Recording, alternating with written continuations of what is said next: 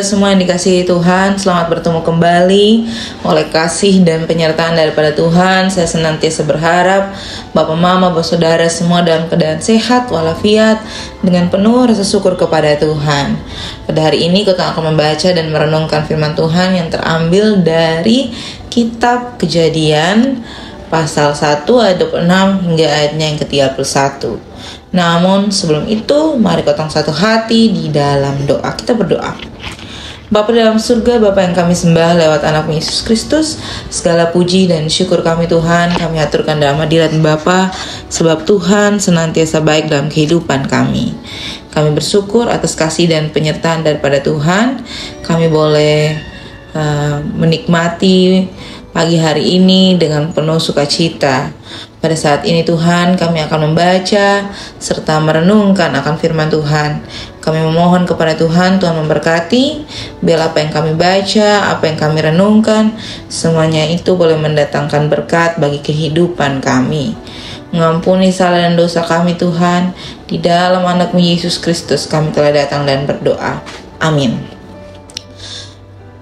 Bapak, Mama, Saudara semua yang dikasihi Tuhan, Shalom, selamat bertemu kembali. Kita akan membaca dan merenungkan firman Tuhan yang terambil dari kitab Kejadian pasal 1 ayatnya yang ke-26 hingga ayatnya yang ke-31. Di bawah perikop Allah menciptakan langit dan bumi serta isinya. Ayat yang ke-26, berfirmanlah Allah, baiklah kita menjadikan manusia menurut gambar dan rupa kita, supaya mereka berkuasa atas ikan-ikan di laut dan burung-burung di udara, dan atas ternak, dan atas seluruh bumi, dan atas segala binatang melata yang merayap di bumi.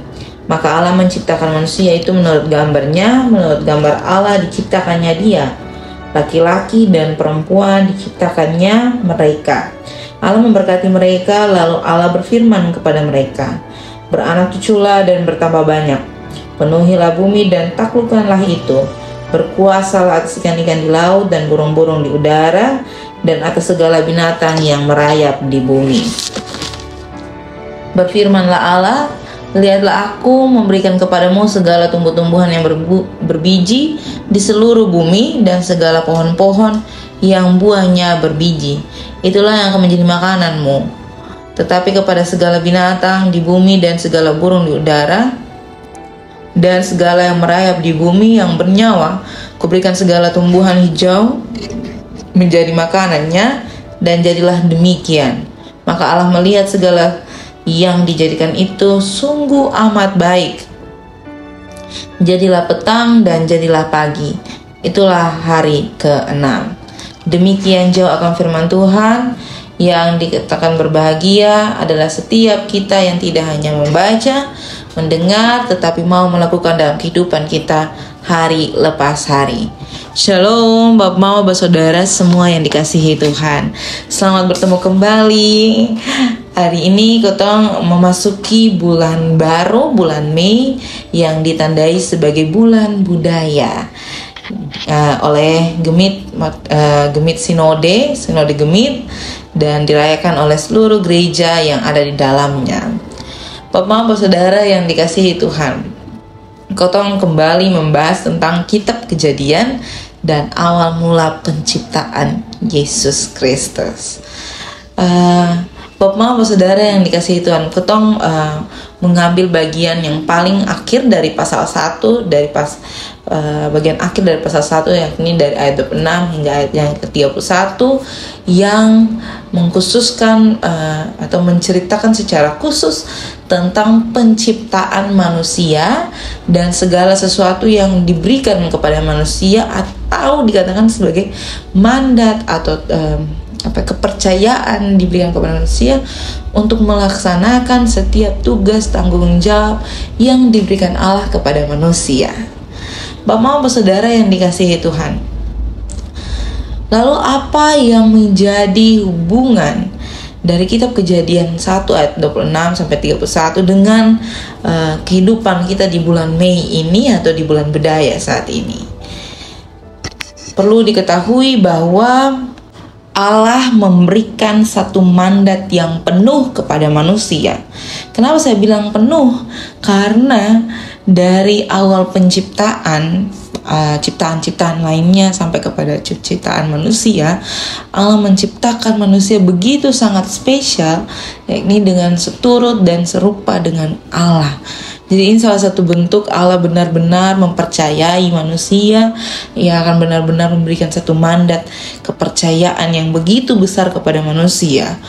Tetapi mandat atau kepercayaan ini bukan sebagai bentuk untuk taat kepada manusia atau ciptaan lain taat kepada manusia, tetapi seluruh ciptaan taat kepada perintah Allah melalui manusia. Jadi manusia memancarkan kasih dan penyertaan Allah untuk seluruh umat ciptaan turut merayakan atau turut menyampaikan ucapan syukur atas kasih dan penyertaan Tuhan di dalam kehidupan. Bapak, Mama, Saudara yang dikasihi Tuhan, kepercayaan yang diberikan manusia ini adalah kepercayaan yang mengharuskan manusia untuk berperilaku, untuk melakukan hal-hal baik, untuk tetap hidup di dalam Yesus Kristus, untuk tetap hidup mengindahkan Yesus Kristus dengan merawat, menjaga, melestarikan. Merawat, menjaga, dan melestarikan. Karena Tuhan telah menciptakan. Jadi ketong pun tugas bukan lagi menciptakan, tetapi merawat, menjaga, dan melestarikan. Itu salah satu bentuk ketong melaksanakan kepercayaan Yesus Kristus dalam ketong kehidupan untuk dijadikan contoh bagi seluruh ciptaan. Lalu apa yang menjadi kaitan dengan bulan budaya ini? Tentu setiap kita mempunyai budaya, latar belakang, adat istiadat yang sangat amat berbeda. Walaupun kayaknya ketong lahir dari budaya Alor atau budaya Rote, atau ketong lahir dari budaya Sumba, Sabu, dan sebagainya, belum tentu ketong punya didikan adat istiadat di dalam rumah tangga itu sama. Bukan berarti karena ketong sama-sama dari Rote, ketong semua punya otak yang sama. Orang bilang otak Rote, otak licik, dan sebagainya. Tidak. Setiap kita itu dilahirkan secara baik, diberikan hikmat secara baik, diciptakan menurut seturut dengan gambar dan rupa Allah untuk menyatakan perwujudan Allah di dalam kehidupan. Jadi Allah itu tidak licik, Allah itu tidak otak rote, Allah itu tidak sebagainya yang setiap kita menggambarkan orang lain.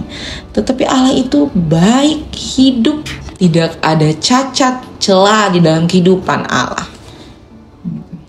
Jadi Allah yang memberikan mandat itu harusnya kita melaksanakan kepercayaan Allah dengan tidak memandang budaya itu sebagai sesuatu yang membawa keburukan, membawa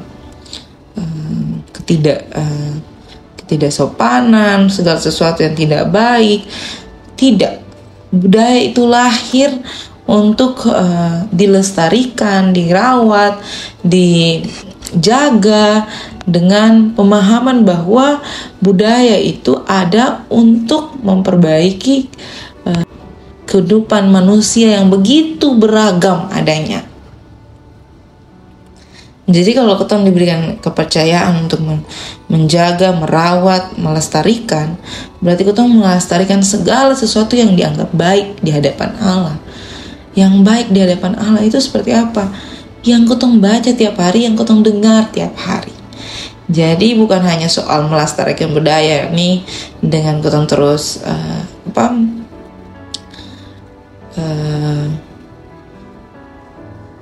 membeli kain-kain adat atau menggunakan kain-kain adat atau dalam berbagai hal pembicaraan keluarga, adatnya seperti ini, adatnya seperti itu, dan sebagainya.